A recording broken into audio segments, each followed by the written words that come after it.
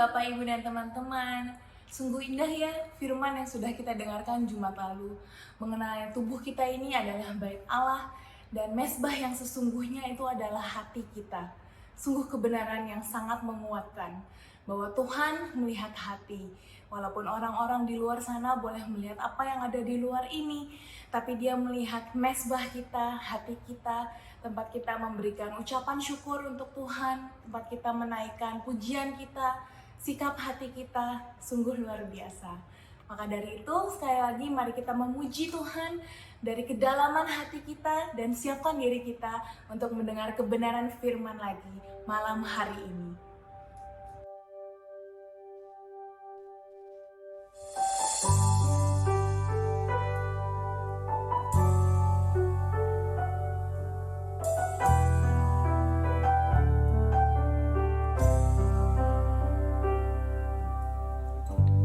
My Jesus, my Savior, Lord, there is none like you.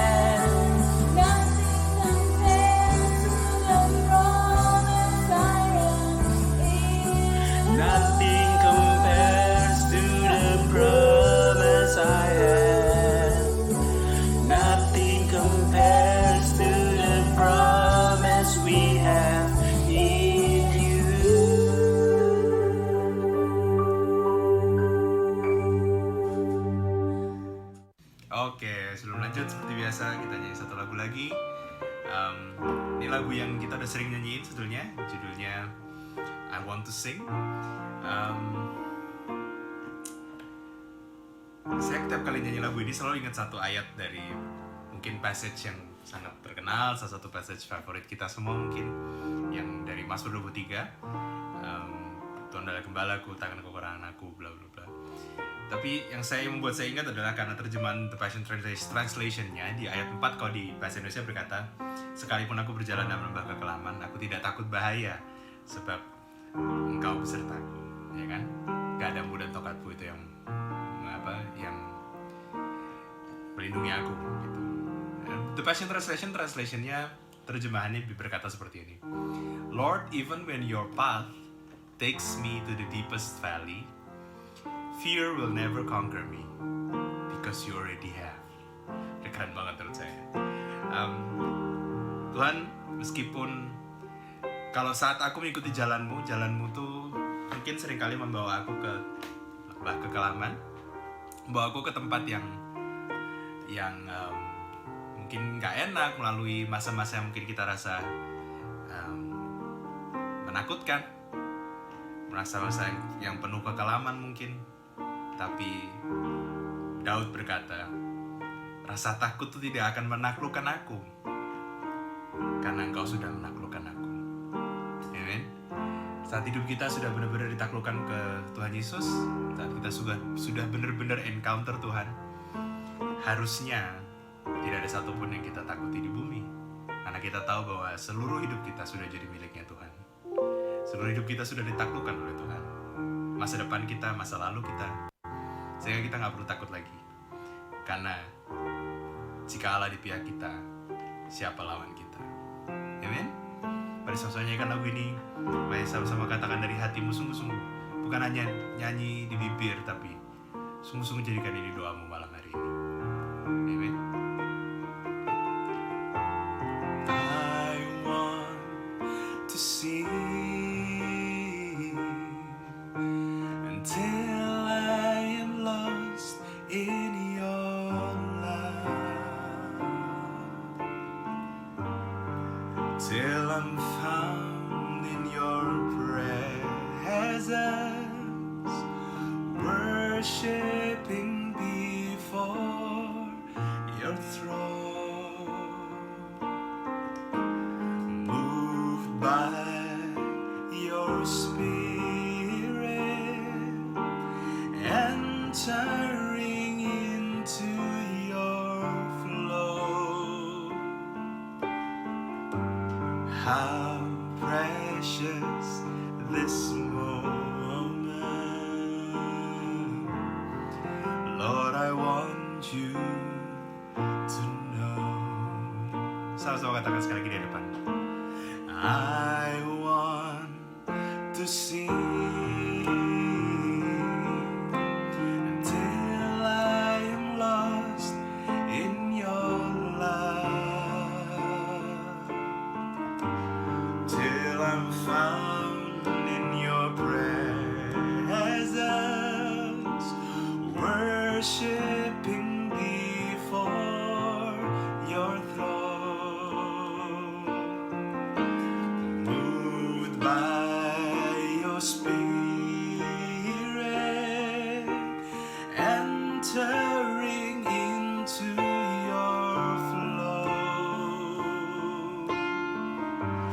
How precious this moment, Lord, I want you to know. Oh, it's you, it's you. You who have won my heart, taken me into your arms, comforted me like a friend. Oh, and your love surrounded me from the start.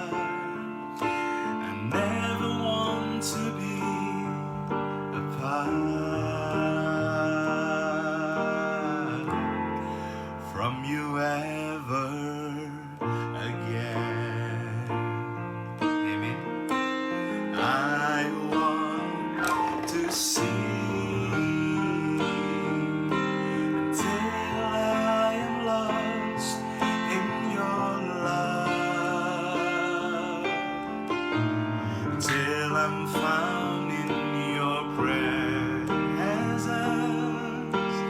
worshiping before your throne, moved by your spirit,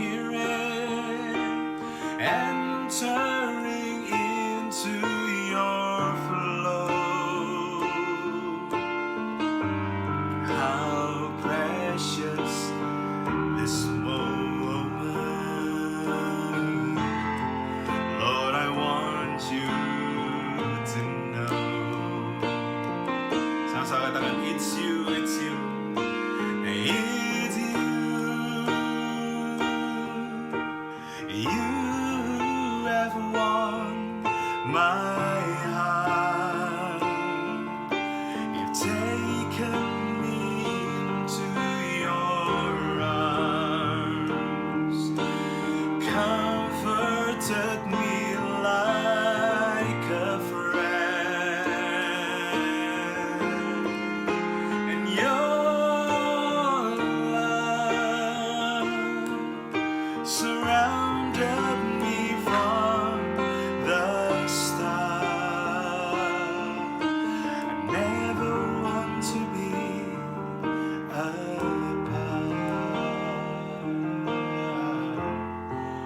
from you ever again. It's you, you have won my heart, taken me into your arms, comforted me like a friend. Your love surrounded me from the start. I never want to be apart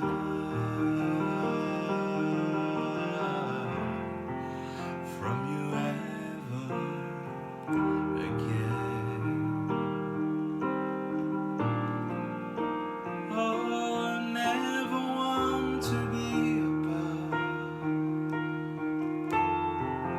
from you ever again.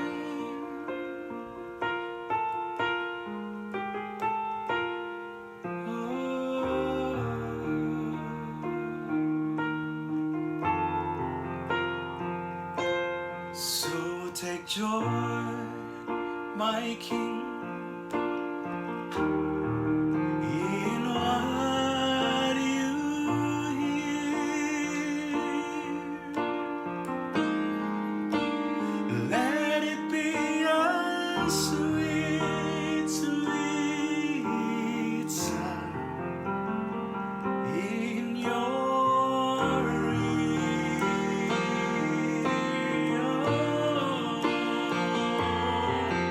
Take joy, my King, in what you hear, and let it be a sweet, sweet sound. Let it be a sweet, sweet sound. Let it be a sweet, sweet sound in your ear.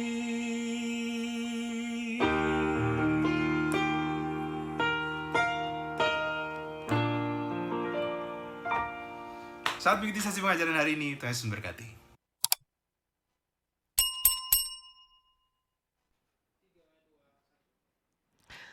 Shalom, selamat malam Bapak, Ibu, Saudara semuanya. Tidak terasa kita sudah hari ini sudah di tanggal 5 Februari dan minggu depan kita semua yang keturunan Chinese pastinya akan merayakan Imlek ya. Makanya ini udah ada merah-merah tapi saya belum pakai baju yang merah. Cuman ada merah-merahnya saja ya. Ini katanya teasernya Imlek gitu ya. Belum Imlek katanya nggak boleh nih karena belum Imlek. Kalau saya udah pakai baju-baju Imlek nanti dikira ini sesi Imlek katanya ya. Tahun ini kita memang tidak ada sesi Imlek karena kita tidak bisa di Prisma ya. Kemarin ada sesi women dan yang ini sesi Dunamis biasa minggu depan. Ya bukan sesi Imlek juga karena sudah lewat dari Imlek juga ya. Nah sebelum kita masuk ke yang hari ini, seperti biasa kita mau satukan hati dulu di dalam doa, kita mau siapkan, teduhkan hati kita sama-sama ya. Mari Bapak Ibu Saudara kita berdoa. Demi nama Bapa, Putra dan Roh Kudus, amin. Terima kasih Tuhan untuk malam hari ini. Kami bersukacita, kami bersyukur atas seluruh hari kami Tuhan sampai dengan malam hari ini. Terima kasih atas penyelenggaraanmu untuk hidup kami. Terima kasih teristimewa juga atas berkat-berkat dan proteksimu yang sempurna buat kami. Hingga kami malam hari ini boleh sama-sama kembali mendengarkan kebenaran-kebenaran firman-Mu.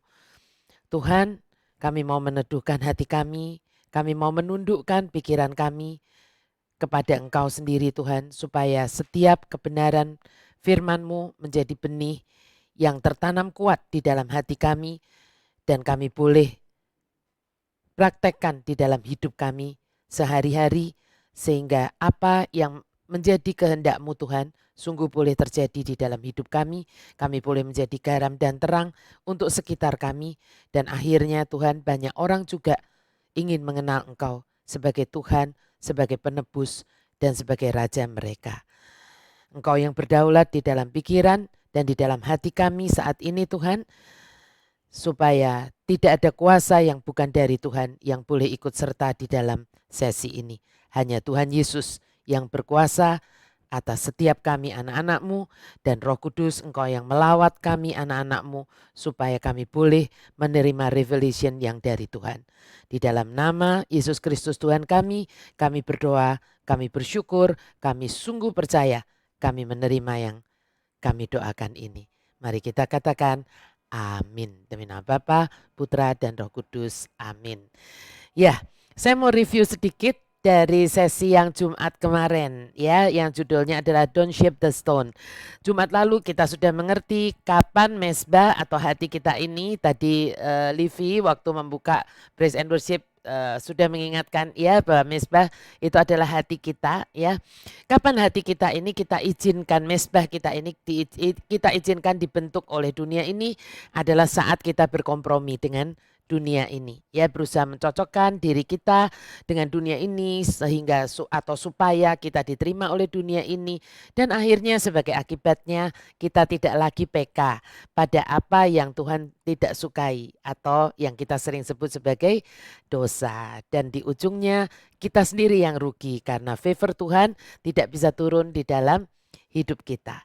Kita juga sudah belajar kemarin Jumat lalu bahwa sebenarnya Tuhan sudah menciptakan kita ini dengan hati yang dengan sendirinya akan menjadi PK terhadap apapun atau siapapun yang kita itu menghabiskan waktu paling banyak. So kalau Anda dan saya pengen kita itu PK terhadap dosa, pastikan bahwa Anda dan saya juga menggunakan waktu yang cukup untuk bergaul karib dengan Tuhan. Karena orang yang bergaul karib dengan seseorang pastinya akan tahu apa yang disukai dan apa yang tidak disukai oleh orang tersebut. Amin ya Bapak Ibu Saudara, belum lupakan ya. Dan jangan pernah lupakan pastinya ya. Yang kepingin dengar utuh kemarin belum dengar, mari silakan didengarkan, sudah ada di YouTube ya. Don't Shape the Stone supaya Anda boleh mendapat pengertian yang utuh. Ya, nah sekarang kita akan memulai membahas sesuatu yang pastinya semua orang pengen mengalaminya. Kalau nggak pengen bodoh sekali menurut saya. Ya, apa itu? Saya kepingin mengajak Anda semua bisa mengalami yang namanya breakthrough. Ya, breakthrough yang sesungguhnya dalam kehidupan kita. Bukan yang hanya sering kita ucapin di bibir, breakthrough, breakthrough, terobosan, terobosan. Tapi apa faktanya gitu ya. Saya nggak pengen. Ya saya pengen mengajak yang sungguh-sungguh kita itu alami dalam hidup kita realnya di dunia ini sehari-hari ya. Siapa juga yang kepingin mengalami breakthrough yang nyata di dalam hidupnya? Ya, tulis saya di chat Anda masing-masing ya. Jadi mulai malam hari ini Bapak Ibu Saudara sampai beberapa minggu ke depan, berapa ya? 6 atau 7 kali nanti ya dengan yang hari ini kita akan masuk ke seri pengajaran tentang breakthrough. Makanya Anda kalau terima broadcast ya ada gambar itu di atasnya ada seri tentang breakthrough gitu ya. Nah, jangan sampai Anda ketinggalan satu sesi pun supaya Anda mendapatkan pengertian yang utuh nantinya tentang breakthrough ini. Ya, amin ya. Nah, saat kita sungguh kepingin mengalami yang namanya breakthrough dalam kehidupan kita, pertama-tama yang kita perlu sadari adalah bahwa we are not in Eden yet. Kita belum sampai ke surga. Ya, kita ini masih ada di dunia, ini ya. Dan seperti selalu saya ingatkan kepada Bapak Ibu Saudara bahwa selama kita masih di dunia ini ya selalu saja yang namanya si jahat bertanduk itu tidak pernah akan rela Anda dan saya itu mengalami yang namanya breakthrough gitu ya dalam kehidupan ini. Karena breakthrough biasanya kaitannya dengan berkat. Nah, si jahat pasti tidak suka. Kita udah tahu itu. Nah, karena nggak suka, setan akan gunakan segala cara untuk menggagalkan Anda dan saya mengalami breakthrough. Ya itu kan kaitannya begitu ya. Dan salah satu caranya adalah dengan apa? Dengan mengirimkan Goliat-Goliat untuk menantang Anda dan saya. Ya, Goliatnya saya kasih tanda kutip ya. Itulah sebabnya mulai malam ini sampai dengan sekian minggu ke depan, saya ingin mengajak kita semua untuk mengenali Goliat-Goliat apa saja yang dikirimkan setan. Dan sampai dengan malam ini, Goliat itu masih berdiri dengan sombongnya dan menantang Anda dengan tujuan untuk apa? Untuk menyiutkan nyali Anda, dan di ujungnya Anda berkata bahwa enggak mungkin aku bisa menang menghadapi Goliat yang satu ini. Itu memang tujuan setan. Ya. Nah, pastinya kita tidak mau hal ini terjadi dalam hidup kita. Ya bukan? Makanya saya ingin mengajak Bapak Ibu Saudara semuanya untuk mengenali Goliat-Goliat apa saja yang sekarang ini sedang berdiri menghadang berkat-berkat Anda. Karena percuma kalau kita cuma teriak-teriak bilang breakthrough. Ya kan siapa mau breakthrough? Saya mau breakthrough begitu ya. Tetapi kita nggak ngerti. Iblisnya ngakak. Sono lu teriak-teriak breakthrough. Gua kirimin lu Goliat, lu udah mati kutu gitu. Ya, nah dan saya mau mengajak Anda bukan sekedar menjatuhkan, melainkan juga menghabisi Goliat-Goliat tersebut. Ya, Anda sepakat dengan saya?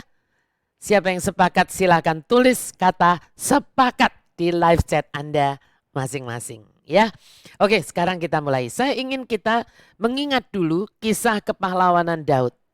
Ya, kisah kalau bicara Goliat pasti kita selalu ingat Daud. Ya.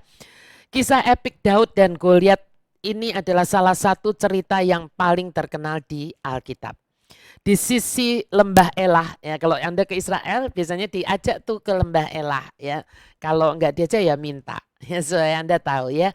Mana nih lembah yang tempatnya Daud berperang melawan Goliat gitu. Nanti Anda diajak ke lembah Elah ya. Di sisi lembah Elah, di satu sisi lembah Elah berdiri pasukan Filistin. Wow, dengan juara mereka setinggi katanya 9 kaki yang bernama Goliat atau Goliat. Ya, di sisi lain lembah, di lembah yang sama, tapi di sisi yang lain berdirilah bala tentara Israel yang meringkuk ketakutan. Di bawah kepemimpinan siapa? Raja Saul.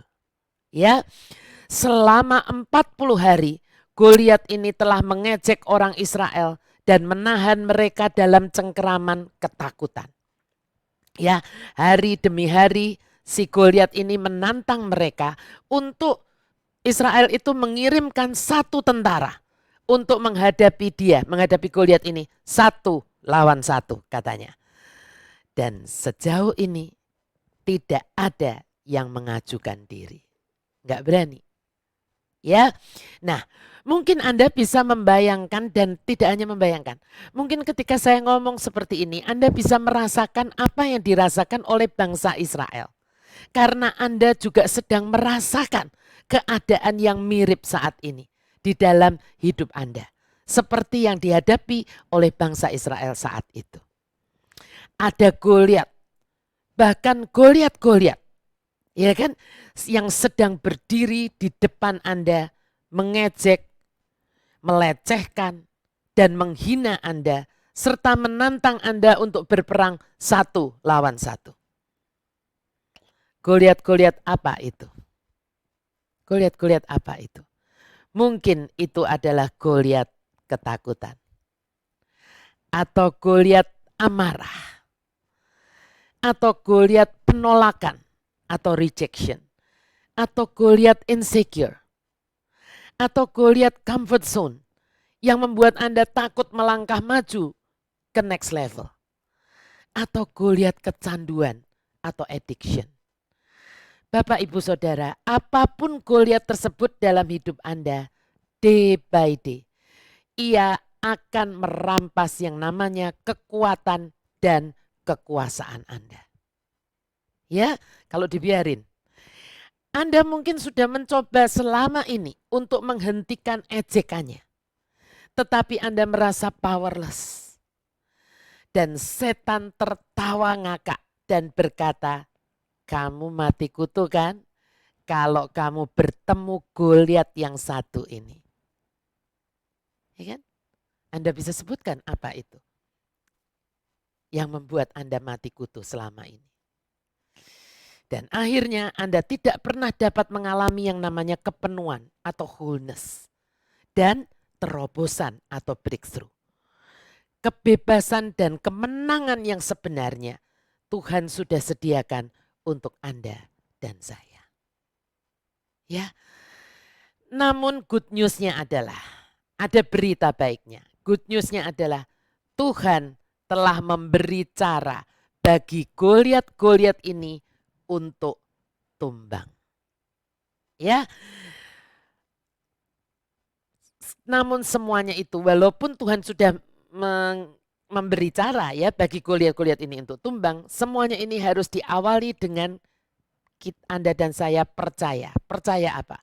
Percaya bahwa meskipun Goliat yang Anda lawan mungkin besar atau besar banget, namun dia tidak pernah lebih besar dari Yesus Tuhan kita. Siapa berkata amin? Tulis amin di live chat Anda. Ya. Nah, Anda dan saya harus tahu satu fakta. Satu fakta saya bilang, bukan dongeng. Fakta bahwa Tuhan kita telah mengalahkan raksasa-raksasa dalam hidup Anda dan saya sebenarnya. Ya kan? Saat dia datang ke dunia ini, dia itu menanggung yang namanya hukuman neraka, hukuman dosa. Neraka itu kan maut, itu kan hukuman atas dosa. Jadi Yesus itu sebetulnya datang sudah mengalahkan yang namanya neraka. Ya, untuk Anda dan saya di kayu salib. Dan bangkit dari kubur, waktu dia bangkit dari kubur, kita itu terbebas gitu. Dia bangkit dari kubur sehingga Anda dan saya itu terbebas dari yang namanya kehidupan yang terkutuk. Ya, kehidupan yang terkutuk. Nah, Yesus datang untuk membebaskan kita dari para raksasa yang dikirim setan. Ya, para Goliat tadi yang dikirim setan untuk melawan Anda. Sehingga seharusnya Anda dan saya harusnya tidak perlu harus lumpuh tak berdaya menghadapi raksasa-raksasa ini. Andai kata semua kita sungguh memahami hal ini, pasti semuanya beres. Ya, pasti semuanya beres. Yesus sudah mengalahkan iblis. Ya, Yesus sudah mengalahkan setan. Yesus sudah mengalahkan iblis.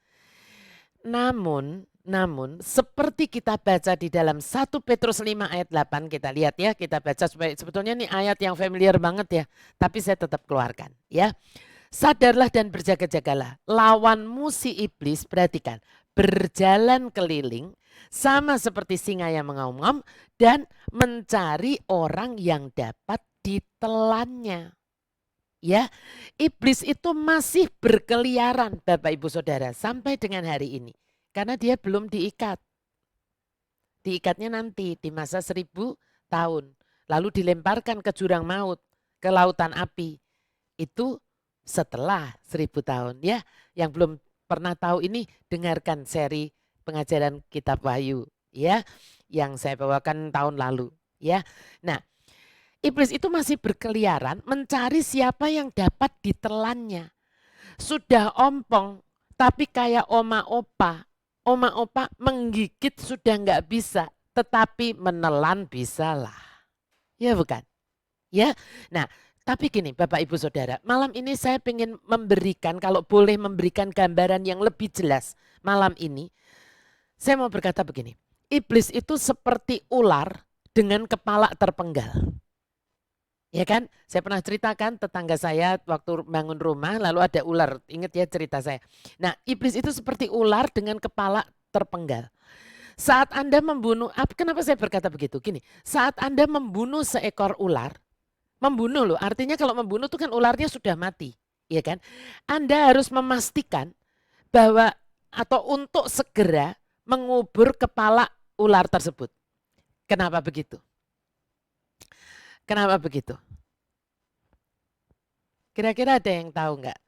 Kalau Anda tuh membunuh ular, gitu ya kan? Membunuh ular, kepalanya udah Anda penggal, ya kan? Sudah mati. Tapi Anda harus memastikan, Anda harus cepat-cepat mengubur kepala ularnya itu. Kira-kira kenapa begitu? Ini anak-anak Mulmed yang rekam saya kira-kira tahu nggak? Kenapa kalau kita membunuh ular, ularnya sudah mati gitu ya. Tetapi kita harus tahu bahwa kita harus cepat-cepat mengubur kepala ular itu. Kenapa kira-kira? Nah, ini semua pada jawab, betul jawabannya, ya kan? Karena bahkan setelah kematiannya, ya kan?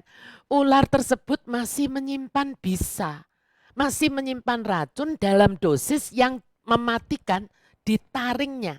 Nah, taring itu kan letaknya di kepala toh, bukan di badannya, ya kan? Di taringnya. Nah, kalau Anda dan saya nggak hati-hati karena pikirnya udah mati gitu ya kan.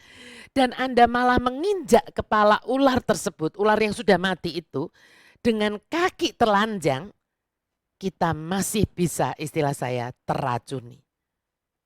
Ya bukan? Ya. Nah, ini sama halnya dengan setan. Meskipun Yesus sudah mematahkan kuasa setan di kayu salib 2000 tahun yang lalu lebih, ya, setan masih dapat menyuntikkan racun yang mematikan ke dalam kehidupan Anda dan saya. He is dead but still deadly. Yang kita ambil sebagai judul malam hari ini, ya kan? Dia sudah mati tetapi dia masih mematikan. Dia masih bisa kirim racun, ya, bisa ke dalam kehidupan Anda dan saya. Kalau kita tidak hati-hati. Setan sudah mati namun masih mematikan. Nah, maka mulai malam hari ini yang mau kita pelajari bukan menginjak kepala ular. Karena itu sudah dilakukan oleh Yesus Tuhan kita. Ya, menggenapi proto-evangelium yang di Kejadian 3 ayat 15. Yang waktu itu saya sudah pernah jelaskan cukup rinci waktu year end, ya kan, waktu year end celebration tahun lalu, tahun ini, ya maksudnya akhir tahun 2020. Tapi lebih, jadi kita tidak akan belajar menginjak kepala ular, karena menginjak kepala ular itu sudah dikerjakan oleh Yesus Kristus Tuhan kita, sudah selesai. Tetapi yang lebih kita mau pelajari adalah apa? Adalah bagaimana yang pertama melawan iblis. Ya, Yakobus 4 ayat 7. Yang kedua, memakai dengan benar selengkap senjata yang sudah Yesus sediakan, itu ada di Efesus 6 ayat 10 sampai 18. Dan ini yang seringkali kita lupa, bersandar kepada Tuhan. Di Amsal 3 ayat 5 dan 6. Seringkali melawan iblis kita banyak tahu. Memakai selengkap senjata Allah rasanya juga banyak tahu. Tetapi bersandar pada Tuhan kelihatannya sepele, tetapi seringkali di sini kita gagal. Ya, yang artinya kita harus selalu ingat. Ya, kita harus selalu ingat. Apa yang kita harus ingat? Yesuslah Daud, dalam tanda kutip ya, Daud kita. Bukan Anda dan saya. Yesuslah Daud kita, bukan Anda dan saya. Karena kita tidak pernah bisa menjatuhkan Goliat-Goliat dalam kehidupan kita ini. Melalui apa? Melalui keberanian, kemauan, dan usaha kita sendiri. Tidak pernah bisa. Ya, kita tidak pernah bisa menjatuhkan Goliat-Goliat dalam kehidupan kita melalui keberanian, kemauan, usaha kita sendiri. Selalu Yesus atau Daud kitalah yang sanggup menumbangkan Goliat-Goliat tersebut. Ya, siapa paham sampai di sini? Tulis amin di live chat Anda masing-masing. Ya, nah kalau Anda sungguh-sungguh kepingin melihat kemenangan atas Goliat-Goliat dalam hidup Anda perlu memahami yang namanya ketergantungan atau kebergantungan Anda dan saya pada Tuhan Yesus. Ya, dan untuk melawan musuh kita yang sudah mati namun masih mematikan ini, Anda dan saya harus mengambil langkah pertamanya malam hari ini. Apa itu langkah pertama kita? Langkah pertama kita adalah kita harus mengubah paradigma lama kita. Yang mungkin kita selama ini masih berpikir kalau saya punya keberanian, kalau saya punya kemauan, kalau saya punya usaha, ngotot gitu ya kan, pastilah saya bisa mengalahkan Goliat dalam kehidupan ini. Itu harus diubah kepada paradigma yang baru. Apa paradigmanya yang baru? Paradigmanya yang baru adalah victory is all about trusting in Christ and not about trying to succeed.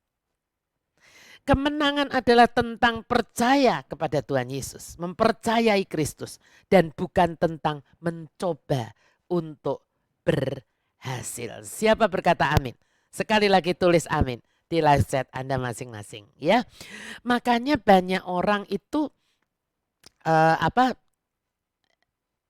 suka WA saya dulu ya kan, misalnya anak muda gitu yang punya addiction ya terhadap apa deh gitu, misalnya kecanduan masturbasi atau onani atau film porno apapun lah ya seperti itu.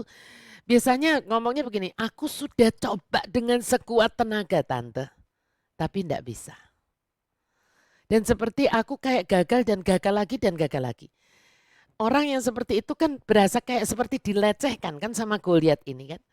Seperti setan itu seneng gitu kirim Goliat ini karena setan berkata bahwa lu mati kutu kan.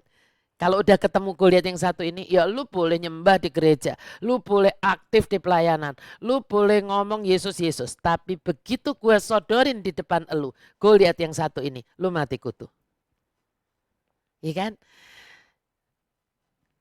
Banyak bapak-bapak juga yang mau hidup dengan benar, ya, yang mau mengasihi keluarganya dengan benar. Tiba-tiba, tapi dia punya satu Goliat yang dia belum bisa kalahkan. Apa itu? Amarah. Banyak bapak-bapak berkata kepada saya, Bu, saya ini gimana ya? Saya nggak mau kepancing, Bu, tapi kok selalu kepancing. Kalau ada orang yang udah ngulik-ngulik gitu loh, Bu. Entah itu di kantor atau di rumah. Waduh, Bu, saya bisa meledak katanya gitu. Iya kan? Dan bapak ini seperti lumpuh kalau sudah dihadapkan kepada yang namanya amarah. Iya kan? Nah, semakin dia berkata seperti itu, lalu setan menyodorkan excuse-nya biasanya. Excuse-nya apa? Dengan berkata, ya lu kan memang temperamental. Lu kan memang kolerik temperamennya. Ya kan, orang kolerik itu bahasanya para psikolog. Tapi kalau orang awam bilangnya temperamental. Ya kalau psikolog agak heran kalau ada istilah temperamental gitu ya. Tapi maksudnya temperamen tinggi gitu gampangnya, gampang marah gitu. Ya kan? Atau sebaliknya yang sangat takut, sangat khawatir gitu ya. Semoga ibu yang kemarin bertanya di PA Women ya Zoom dengan saya, ibu bagaimana caranya mengatasi, ada yang bertanya begitu kemarin, personal ya, jadi saya nggak baca namanya. Jadi ketakutan yang terus datang gitu, lewat pikiran. Saya udah coba tolak nggak bisa, datang lagi, datang lagi, datang lagi seperti itu. Itu kan seperti Goliat, ya kan, yang dikirimkan oleh setan. Begitu pikiran itu datang nggak bisa apa-apa. Ya kan, pastinya ibu ini adalah ibu yang baik, yang godly, kalau enggak ikut PA Women. Betul? Ya, tetapi kasihan sekali gitu. Karena ketika Goliat yang namanya ketakutan itu dikirim sama setan, dia udah nggak bisa apa-apa. Ada lagi orang yang insecure. Ya kan, dia pinter, dia temannya banyak gitu ya. Mungkin dia punya pekerjaan juga baik gitu. Ya pendidikannya tinggi, pekerjaannya baik. Tetapi tiba-tiba gitu. Ketika yang namanya insecure ini datang, itu bisa sampai gemeteran loh. Ya, bisa sampai keringet dingin keluar dan nggak bisa ngapa-ngapain. Artinya kan seperti lumpuh gitu. Ya lumpuh dalam arti bukan lumpuh seperti lumpuh fisik. Tapi nggak bisa ngapa-ngapain. Jatuhnya nangis aja gitu. Aku tahu kalau ini nggak benar gitu. Tapi ya insecure aja. Nah kalau itu nggak dibereskan Goliat itu, tiba-tiba masuk ke sebuah pernikahan, ya repot. Iya kan, kalau ada insecure itu. Nanti jatuhnya cemburu, jatuhnya apa yang akhirnya berantakan semuanya. Heran gitu, ini orang yang baik, pendidikan tinggi, godly, melayani di gereja, tapi begitu yang namanya insecure itu dikirim deng gitu sama setan. Iya kan udah nggak bisa ngapa-ngapain. Ya, dan banyak lagi. Jadi itu yang kita harus sadari, paradigma kita yang lama itu bahwa kita itu bisa dengan keberanian, kemauan, ya usaha kita sendiri pasti kita bisa berhasil mengatasi semua Goliat-Goliat ini. Itu salah. Paradigma itu harus dibuang gitu ya. Tapi sesuatu yang dibuang harus disubstitusi dengan apa? Dengan paradigma yang baru. Ya kan, bahwa yang tadi victory is all about trusting in Christ and not about trying to succeed. Kayaknya ini sepele, tetapi nanti dari mulai minggu depan terus kita akan belajar. Gimana caranya ya, saya akan bahas satu persatu jadi nggak ras supaya tidak terlalu panjang karena kan sesinya memang sudah dimulai dari pukul 7 ya supaya tidak terlalu panjang. Nah, sebelum menutup pembicaraan kita malam ini, saya ingin memberikan 2 poin untuk Anda renungkan. Ya, 2 poin untuk Anda renungkan. Jadi bukan untuk dijawab, ya saya tidak mengadakan lomba, tetapi tolong ini sungguh-sungguh Anda renungkan. Ya, boleh di screenshot, boleh di foto. Untuk Anda tuh renungkan sendiri dan untuk Anda di dalam God Encounter Anda, ya pertemuan Anda dengan Tuhan, itu Anda bahas dengan Tuhan. Ya, yang pertama, setelah mengerti bahwa Yesuslah dan bukan kita yang adalah Daud yang telah mengalahkan Goliat utama. Goliat utama itu siapa? Setan, ya kan? Dalam hidup Anda, apa implikasinya terhadap cara Anda menjalani hidup Anda? Ya, coba kita ponder kita karena kita sebenarnya tahu bahwa Yesus sudah, tapi kita nggak pernah sungguh-sungguh renungan kalau Yesus yang sudah menjadi Daud kita dan sudah mengalahkan Goliat utama ini, terus hidup Anda beda nggak cara Anda menjalani hidup ini?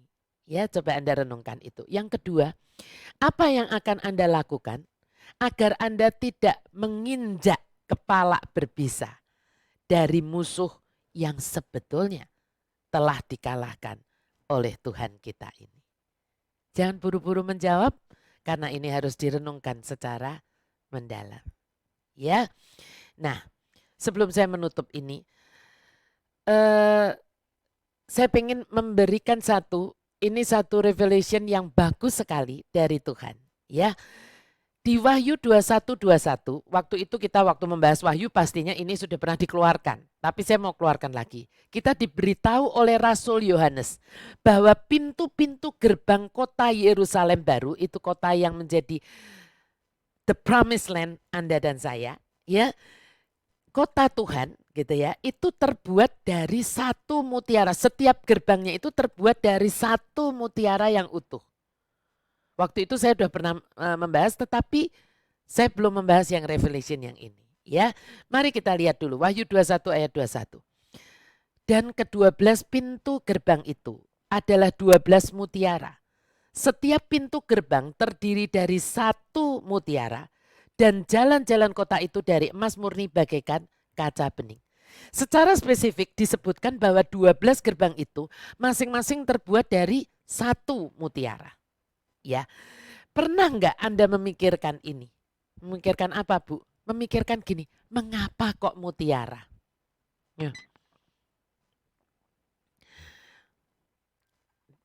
Anda jangan bilang begini, oh saya nggak pernah mikir, itu kan Bu Glory, karena Bu Glory kan memang membuat perhiasan dari mutiara, jadi Bu Glory mikir. Enggak sih, harusnya Anda juga mikir ya kan. Karena mutiara itu kan gini loh Bapak Ibu Saudara, di Alkitab itu kan sering dipakai yang namanya mutiara. Malahan bukan diamond ya kan, tapi mutiara. Seolah-olah mutiara itu seperti istilah saya perhiasan surga gitu ya kan. Kenapa begitu? Karena kan bilang begini, jangan itu apa tuh kamu memberikan sesuatu hal yang baik, yang berharga itu kepada orang yang nggak ngerti gitu. Itu diperumpamakan seperti apa? Melempar mutiara ke cungur babi, katanya kan begitu. Karena orang Israel nih ya, babi itu binatang yang haram buat mereka kan gitu. Jadi jangan lempar itu kan ke tempat yang istilahnya babi itu perginya ke tempat yang kotor gitu ya. Nah artinya mutiara itu sesuatu yang priceless ya kan, seperti itu kan, berharga banget gitu ya. Nah makanya saya jadi bertanya gini, lah kenapa sih Tuhan kok mutiara gitu ya, kenapa mutiara? Pernahkah Anda bertanya atau Anda ingin tahu nggak bagaimana mutiara terbentuk? Ya, nah kebetulan saya tahu, jadi saya jelaskan di sini ya. Sebuah mutiara itu terbentuk sambil dikeluarkan gambarnya boleh nih ya, boleh dikeluarkan. Sebuah mutiara itu terbentuk lewat istilah saya iritasi dan konflik. Kenapa demikian? Ya ini gambarnya ya, gambarnya bisa dilihat di sini ya. Terbentuknya mutiara itu dimulai saat sebutir pasir atau benda padat lainnya. Kalau sekarang kalau yang dibuat ya diternakkan itu dimasukin seperti nukleus gitu ya. Tapi kalau yang secara alamiah saja itu pasir. Pokoknya pasir atau benda padat masuk ke dalam tubuh kerang mutiara. Ya, nah moluska atau kerang mutiara ini kemudian bukan memuntahkan pasir itu, padahal kan sakit, tapi malah menggunakan getah di perutnya itu ya untuk membalut pasir itu tadi. Tadinya tuh pasir ya, dibalut pasir yang melukai itu ya dengan nacre yaitu lapisan pelindung gitu di sekelilingnya. Nah itu semakin lama lapisan-lapisan itu nacre itu semakin terus terbentuk, akhirnya memisahkan diri dari tubuh kerang itu hingga terbentuklah seperti di gambar itu, atau kalau kurang jelas di gambar itu saya tunjukkan nih cincin saya. Sebutir mutiara yang sangat indah. Ya kan? Ini tadinya dari sebutir pasir. Ya, tapi kalau yang dibudidayakan ini dikasih nukleus gitu, bulat gitu terus dimasukkan. Itu enggak enak buat sang mutiara itu, sang kerang mutiara. Ya. Nah, artinya untuk kita bisa mendapatkan sebutir mutiara yang indah dan berkilau ini, ya, dan istilahnya mahal harganya, ya priceless bahkan, ada sacrifice Bapak Ibu Saudara yang harus dijalani terlebih dahulu oleh seekor kerang mutiara. Ya, selain sacrifice apa? Respon yang benar dari kerang tersebut. Kalau andai kata kerang mutiara itu responnya adalah ketika kemasukan pasir itu marah dan memuntahkan pasir itu, ya bisa. Dan yang nggak jadi apa-apa, dia ya tetap hanya seekor tiram saja. Ya, tidak menghasilkan apa-apa. Ya, nah, waktu saya merenungkan ini, Alkitab biasanya bukan secara kebetulan mengajarkan kepada kita untuk selalu mengucap syukur dalam segala keadaan. Ya bukan? Mari kita lihat beberapa ayatnya. 1 Tesalonika 5 ayat 18. Mengucap syukurlah dalam segala hal. Sebab itulah yang dikehendaki Allah di dalam Kristus Yesus bagi kamu. Filipi 4 ayat 6 dan 7. Ayat 6-nya. Janganlah hendaknya kamu khawatir tentang apapun juga. Tetapi nyatakanlah dalam segala hal keinginanmu kepada Allah. Dalam doa dan permohonan dengan ucapan syukur. Ya, pastinya Tuhan yang Maha Tahu ini pastinya tahu bahwa keadaan yang kita hadapi di dalam hidup kita di dunia ini, ya, we are not in Eden yet, tadi saya bilang, tidaklah selalu keadaan yang nyaman. Ya itu pasti dia tahu. Ya,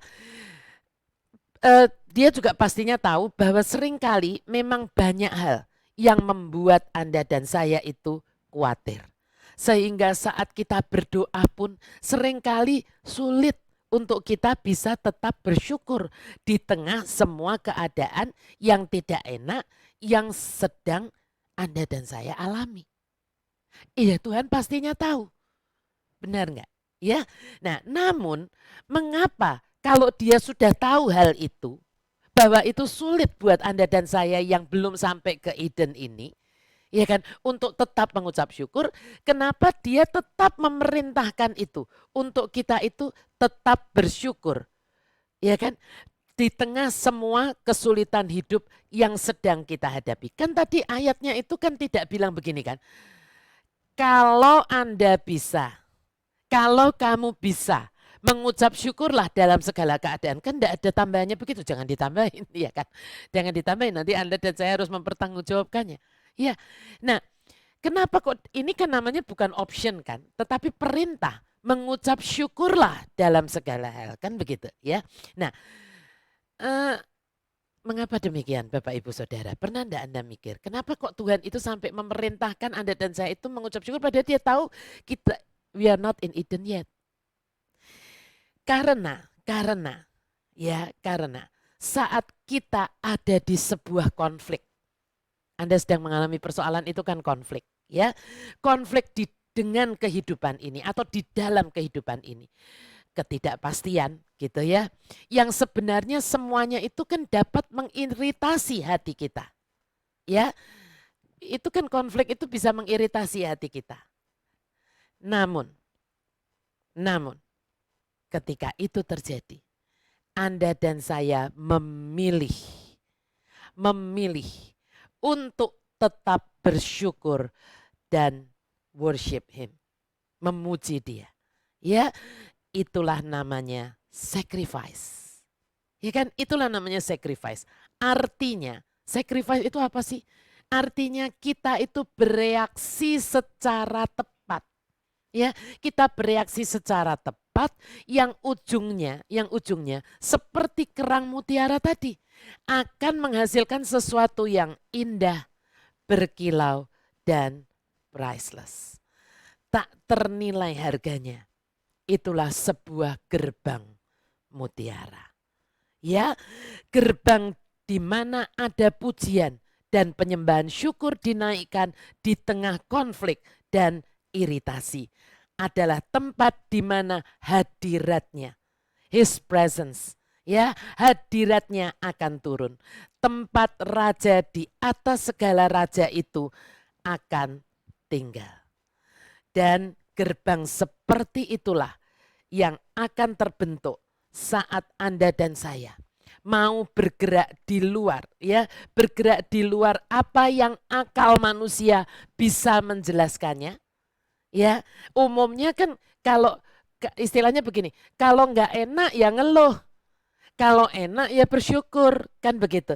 Kalau sedang berat ya nangis, ya marah, mungkin itu reaksi yang bisa dijelaskan sama akal manusia.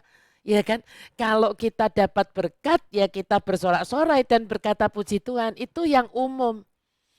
Tetapi ya kan, gerbang itu akan terbentuk, gerbang mutiara itu akan terbentuk saat kita mau bergerak di luar apa yang akal manusia bisa menjelaskannya ke suatu tempat yang namanya trust.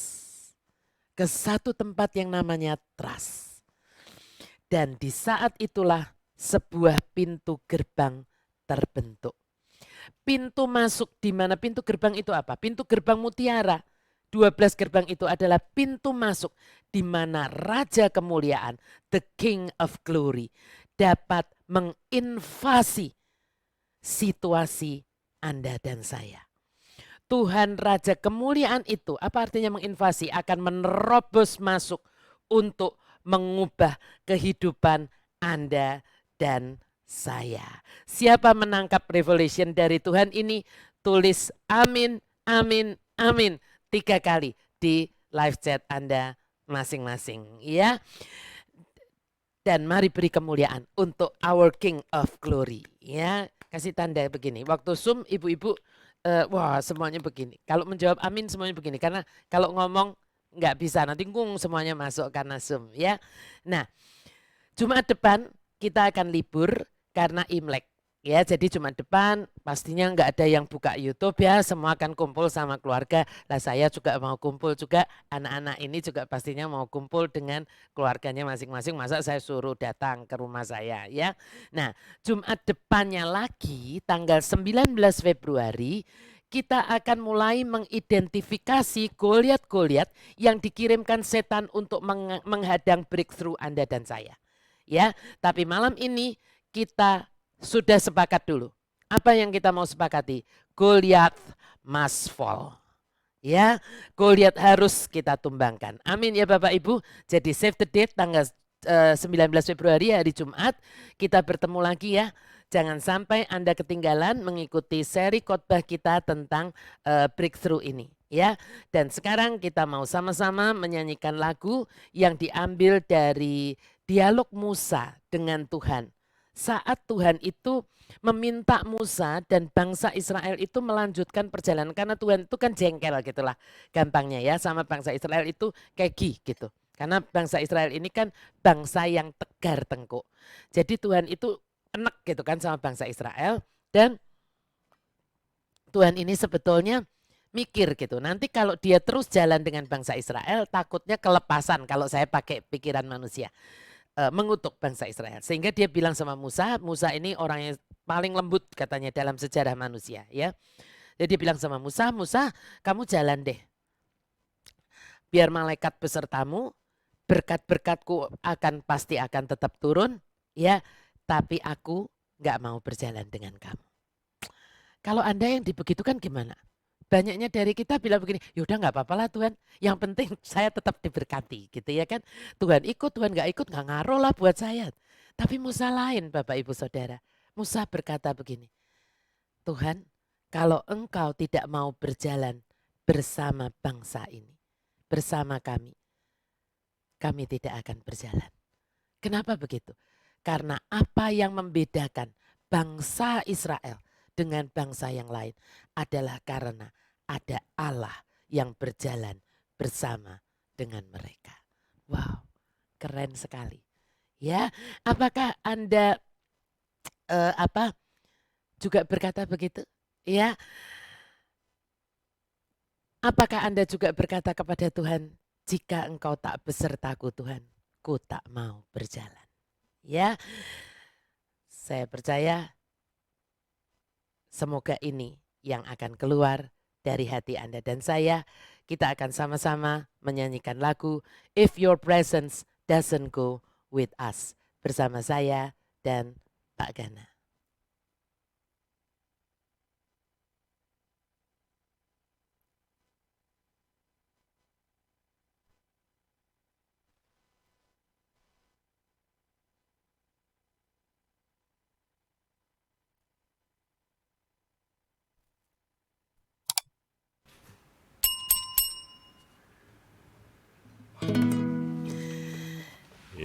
your presence doesn't go with us. Lord, we don't want to leave this place. Lord, we need you near as we go from here, to lead us by your love and grace. May your presence fill us every day. May your spirit lead the way. Lord, you we call, let your glory fall, and may your presence go with us. Bila engkau tak besertaku, ku tak mau berjalan. Ku perlu Tuhan, pimpin langkahku dengan kasih karuniamu. Pimpin langkahku setiap waktu, berjalan dalam roh-Mu. Nyatakan Tuhan kemuliaan-Mu, dan berjalanlah denganku. Ya Tuhan, biar seperti Musa, kami juga selalu merindukan hadirat-Mu. Bukan sekedar kami merindukan berkat-Mu Tuhan. Biar setiap kami anak-anak-Mu ini mengerti bahwa karena hadirat-Mu lah kami dibedakan dari orang yang bukan menjadi anak-Mu. Biar kami Tuhan selalu tidak hanya terus berfokus kepada berkat-berkat-Mu, tetapi kami selalu berfokus kepadamu. Karena ketika hati kami melekat kepadamu, ketika kami mencari dahulu kerajaan Allah dan kebenarannya, maka semuanya itu akan ditambahkan kepada kami. Tuhan, biar malam hari ini seperti Musa, kami juga akan bersama-sama Tuhan berdoa kepadamu lewat lagu ini. Bila engkau tak besertaku, ku tak mau berjalan. Ku perlu Tuhan, pimpin langkahku dengan kasih karuniamu. Pimpin langkahku setiap waktu, berjalan dalam roh-Mu. Nyatakan Tuhan kemuliaan-Mu, dan berjalanlah denganku. Pimpin langkahku, pimpin langkahku setiap waktu, berjalan dalam roh-Mu. Nyatakan Tuhan kemuliaan-Mu, dan berjalanlah denganku. Nyatakan Tuhan kemuliaan-Mu, dan berjalanlah denganku. Ya, Bapak Ibu Saudara, kita sampai di penghujung dari sesi ini. Kemarin HOTK Women mengadakan Zoom PA Women yang perdana di tahun ini, karena tahun kemarin tidak ada PA Women, ya hanya ada PA Dunamis, dan sungguh sukacita ada 200 peserta. Saya juga sangat kaget ya ada 200 peserta. yang mengikuti sesi Zoom dan bertahan sampai dengan terakhirnya. Hanya ada beberapa yang karena harus pergi ya, terakhir itu tinggal 180, tetapi itu sudah luar biasa para wanita ini ya. Saya mengambil topik sampai kapan menanti janji Tuhan. Nah, ada beberapa yang kemarin mungkin tidak bisa ikut, atau ada beberapa juga ya mungkin para bapak dan para pria yang ingin juga ikut mendengarkan. Kan sebetulnya itu bukan topik yang khusus wanita, Bu Glory, begitu ya. Kenapa kok suami saya misalnya atau anak saya yang cowok nggak boleh join ya, namanya aja PA Women ya. Tetapi sudah di upload di, mungkin ini sedang dalam proses ya, nanti akan diupload di YouTube ya, YouTube dari HOTK Indonesia. Jadi kalau Anda sudah subscribe ya, Anda jangan, tadi saya di awal lupa ya, mengingatkan gitu, buat Anda yang belum subscribe, Anda silahkan subscribe, juga bunyikan loncengnya supaya setiap kali ada khotbah-khotbah yang baru atau ada sesi yang seperti ini ya, sesi HOTK Women kan bukan di hari Jumat ya, jadi tapi kalau Anda sudah subscribe pasti Anda dikabarin ya, sehingga Anda bisa ikut mendengarkan, bisa ikut diberkati lewat sesi-sesi dari HOTK. Buat yang sudah subscribe, pastinya terima kasih sekali ya. Mari kita sama-sama terus bertumbuh bersama ya. Anda nanti bisa lihat di YouTube-nya HOTK Indonesia. Kalau malam ini belum, ya pasti besok sudah ya. Kita doakan. Oke, kita sekarang mau berdoa, kita mau siapkan hati kita sungguh-sungguh untuk berdoa. Saya pingin, tadi pagi saya bilang sama Pak Gana, waktu saya doa dengan Pak Gana, saya diingatkan Tuhan untuk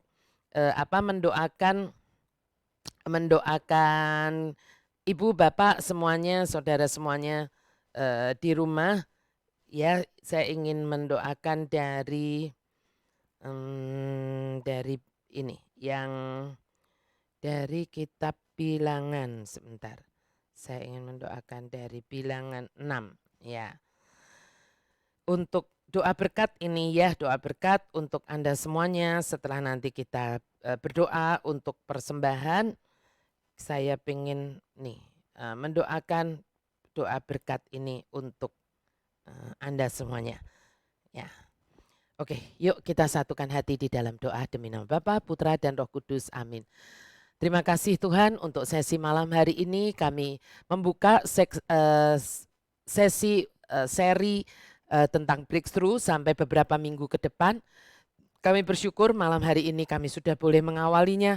Kami boleh sehati dan sepakat bahwa Goliat-Goliat yang dikirim oleh setan dalam bentuk apapun itu harus tumbang. Ya, kami akan habisi bukan dengan diri kami sendiri, tetapi bersama Engkau, Yesus Kristus Tuhan.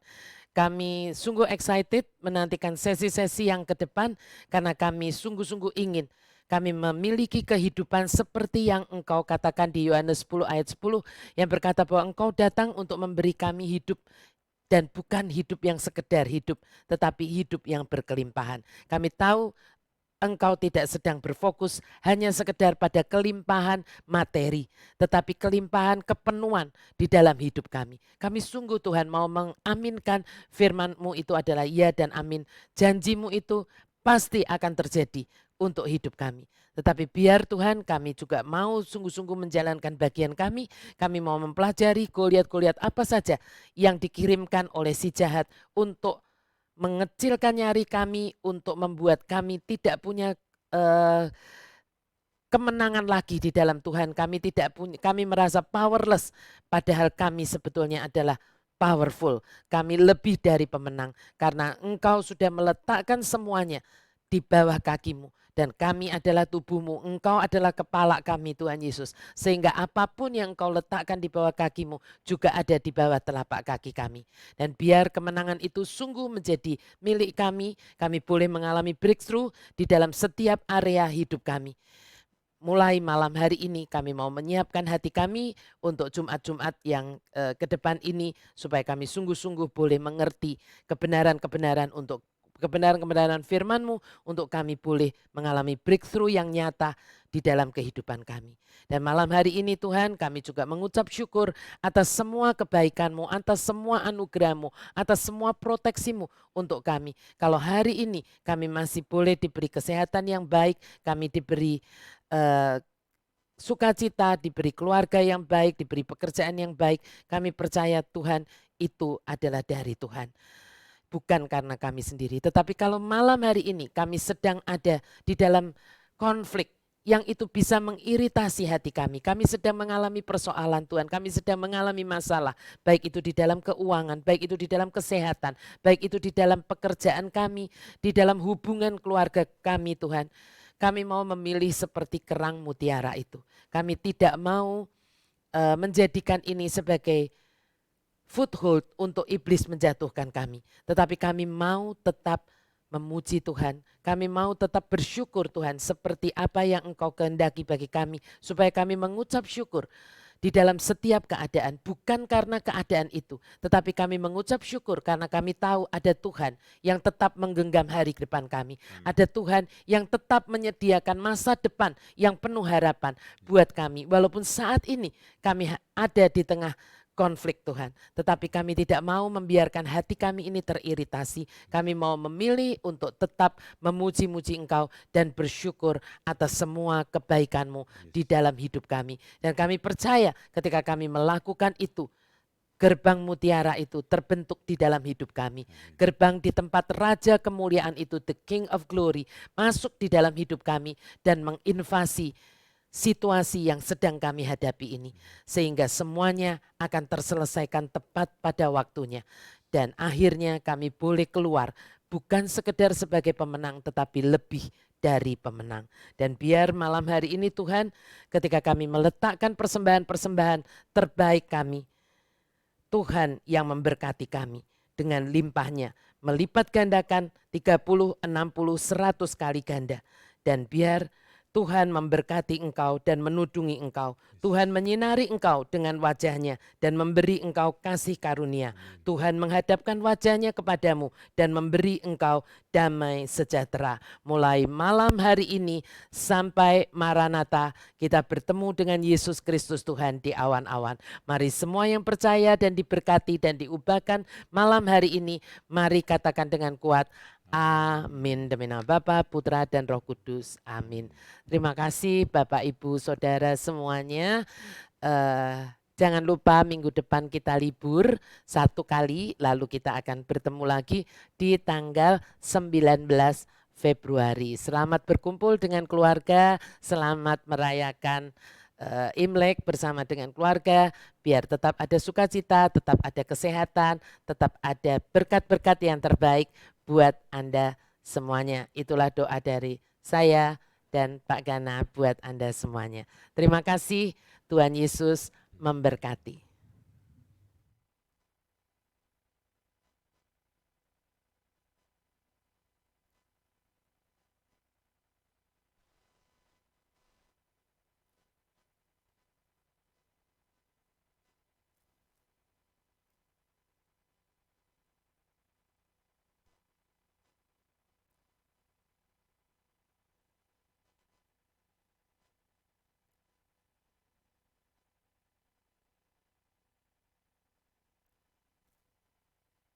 Shalom Bapak Ibu Saudara semuanya.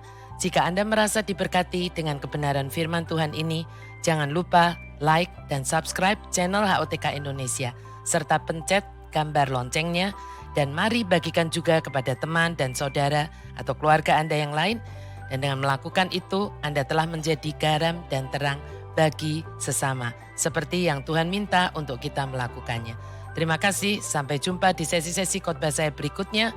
Tuhan Yesus memberkati Anda.